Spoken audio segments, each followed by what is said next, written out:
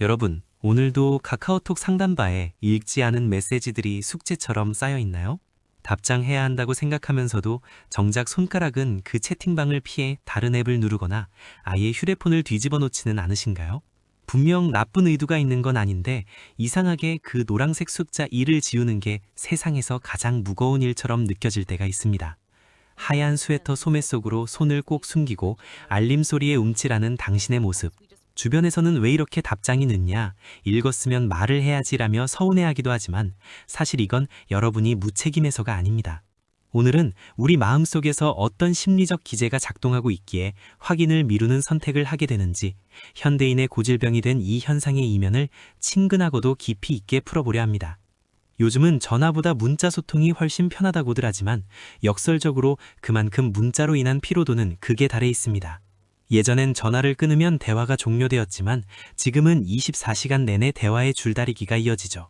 특히 메신저 소통에 부담을 느끼는 분들에게 카톡은 안전한 도피처인 동시에 언제든 나를 찾아낼 수 있는 감옥이 되기도 합니다. 메시지를 확인하지 못하는 첫 번째 이유는 여러분이 너무나 섬세하고 착한 사람이기 때문입니다. 심리학에서는 이를 거절 민감성이 높다고 말하는데요. 메시지를 읽는 순간 우리는 상대의 질문이나 부탁에 즉각적인 피드백을 줘야 한다는 강한 압박을 받습니다. 특히 상대의 기대를 저버려야 하거나 조금이라도 불편한 대답을 해야 할 때 우리 마음은 거절로 인해 상대가 입을 상처와 그로 인해 내가 받을 미움을 미리 계산합니다. 뇌과학적으로 보면 우리 뇌의 특정 부위가 이 스트레스를 실제 신체적 통증과 아주 비슷하게 인식합니다. 그래서 통증을 피하기 위해 확인하지 않음으로써 그 갈등의 순간을 잠시 뒤로 미루는 본능적인 방어 기제를 선택하는 것입니다. 또 다른 이유는 심리적 에너지의 고갈 때문입니다. 우리 뇌의 전두엽은 하루 동안 사용할 수 있는 의지력과 판단력의 총량이 정해져 있습니다. 온종일 밖에서 타인의 눈치를 보고 감정을 소모하며 이미 모든 에너지를 써버리고 돌아온 저녁. 하얀 스웨터 속에 몸을 웅크리고 오직 나로 존재하고 싶은 그 순간에 카톡 알림은 반가운 인사가 아니라 또 다른 하나의 추가 업무로 다가옵니다.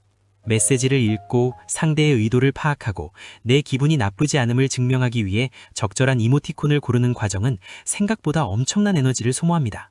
지금 당신의 뇌는 나 지금 너무 과부하 상태니까 새로운 자극은 그만 줘 라고 비상벨을 울리고 있는 셈입니다. 마지막으로 메시지를 확인하지 않는 것은 통제권을 지키려는 무의식적인 노력입니다. 끊임없이 연결된 세상에서 우리는 타인의 스케줄에 내 삶을 끼워 맞추며 살아갑니다. 메시지를 확인하지 않는 그 짧은 시간만큼은 타인의 요구로부터 자유로운 오직 나만의 공간을 확보하고 싶은 본능이죠. 여러분이 지금 메시지를 미루고 있다면 그건 단순히 귀찮아서가 아니라 당신의 마음이 숨 쉴 틈을 찾고 있다는 아주 간절한 신호입니다. 그렇다면 이렇게 쌓여가는 메시지들 사이에서 어떻게 해야 우리 마음의 평온을 되찾을 수 있을까요? 무작정 피하기만 하면 죄책감은 눈덩이처럼 커지고 결국 관계 자체가 공포가 되어버립니다. 이제는 우리 뇌가 다시 편안함을 느낄 수 있는 현실적이고 따뜻한 실천 방법들을 제안해 드릴게요. 가장 먼저 해야 할 일은 자책의 연결고리를 끊는 것입니다.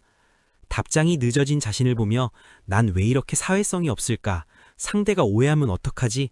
라고 비난하는 순간 우리 뇌의 스트레스 호르몬 수치는 급격히 올라갑니다. 그러면 이성을 담당하는 전두엽은 더 마비되고 답장은 더 하기 싫어지는 지독한 악순환에 빠지죠. 이럴 땐 우리 하얀 친구가 따뜻한 차 한 잔을 마시며 숨을 고르듯 스스로에게 먼저 허락해 주세요.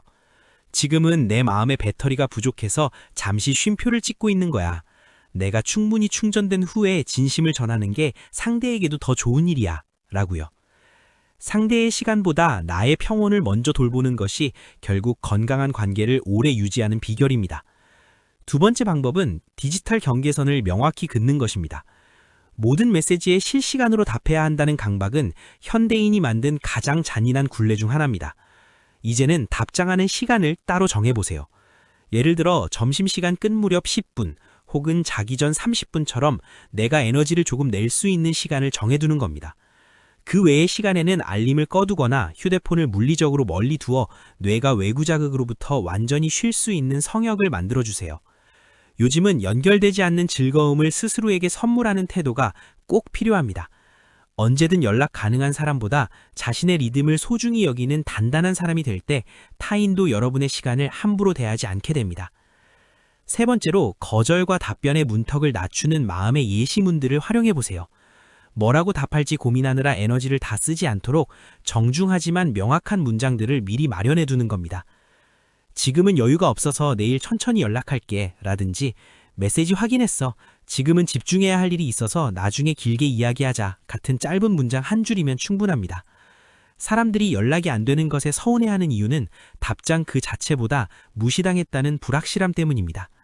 이렇게 내 상태를 솔직하게 짧게라도 전달하는 것은 상대를 안심시키는 동시에 나에게는 충분한 휴식 시간을 벌어다 줍니다.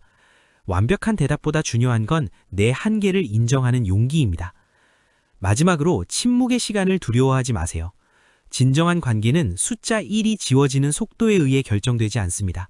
여러분이 진심으로 회복되었을 때 건네는 다정한 말 한마디가 압박감에 쫓겨 영혼 없이 보낸 100마디 말보다 훨씬 더 깊은 울림을 줍니다. 오늘 밤엔 쌓여있는 메시지들 때문에 밤잠을 설치거나 스스로를 탓하지 마세요. 휴대폰의 밝은 빛을 끄고 당신의 고요한 숨소리에 귀를 기울여 보세요.